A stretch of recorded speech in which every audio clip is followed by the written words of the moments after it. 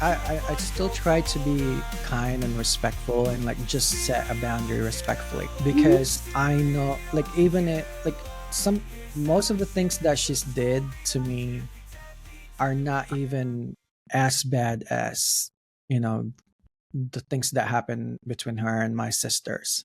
And what's funny about it is my sisters are like still in it. Like, yeah, I know she's abusive, but like she's my mom, you know?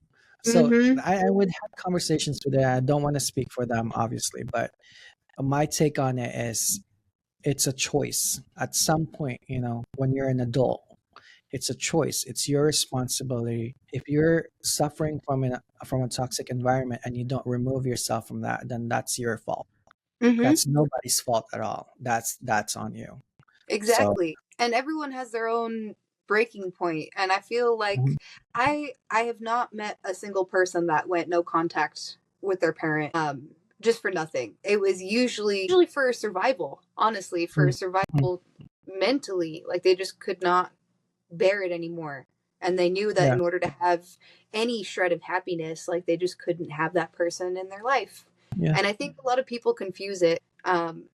I know my grandparents definitely confuse it because they still kind of like bring it up, like maybe mhm, you should reach out to your mom. And I'm like, you guys saw everything. You guys saw yeah, everything that was going mhm, on, and I always have to, like I always try and remind them, like I just because I don't talk to her doesn't mean I don't love her. I yeah. have to let It her doesn't go mean as that we far. hate them. Yeah, Exactly. there's no She's my hate. mother. There's just I will yeah, always love her. yeah, I have to love her from a distance. Otherwise, exactly. my mental health will go to shit. And even Yeah, without her in my life, my mental health is still shit. yeah, We go and through those lies. yeah. It does help. It helps a lot because when you are no longer in an atmosphere that makes you question yourself all the time or question your worth, like it helps a lot. Like I don't know if there's any person out there that would say, "Oh, that would be a bad thing." Hmm. Yeah. I Yeah, see you're happier. Shame yeah. on you. Like that's what it sounds like. Mm. Um, Especially I don't know. I feel like I've grown into a lot more. I was as a kid, I was so terrified to talk to people. Like I used to have this weird, it wasn't a stutter, but like I had this weird tick where I'd like say something and then I'd like mouth it back to myself. I don't know what that is, but like I'd say a I've sentence only and then seen I'd that like, in movies. have you seen that? I've my seen mom it in would get movies. my mom would get so irritated. She's like, "Why do you do that?" And I'm like, "I don't know," but like I was so nervous and so shy. I remember in speech class in high school, it was hard for me to try and speak without like bursting into tears. And Uh, like I don't know what that was. That's but I once I went no contact with my mom and I started like really focusing on myself because I had never done that before. There was always mhm, this big stigma in my family too about mhm. like self-care being rather selfish. And Yeah, again, it's a fine line between self-care and the good selfish and the bad selfish. yeah. But once I started focusing on myself and doing the good selfish, like I was able to learn The how to good like stuff. function in society. I think that's a beautiful thing about like introverts like us is we can introverts can play the part of the extrovert, but extroverts can't play the part of Yeah. introverts.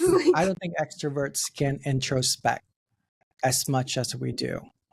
Like I don't think so either, and yeah, I wouldn't wish it upon them because I because analyze everything about myself. my partner, I think he's an extrovert, Hmm. and our thoughts function completely different. With me, before fall asleep at night, I would be thinking about a million things until my brain's probably like too tired, and then I'll just fall asleep. Hmm. With my partner, it's like, oh, it's time to bed. It's time for bed. I'm gonna sleep now. Boop. That's it. Does he fall asleep as soon as his head hits the pillow? Oh yeah, D- yeah, Lucky bastard. yeah. So I feel like they don't have that. Like and he even said like, no, I don't think about things that happened 20 years ago. I don't even think about things that happened that day. Like Yeah, if it's time to sleep, I'm gonna sleep. I'm like, you're so lucky.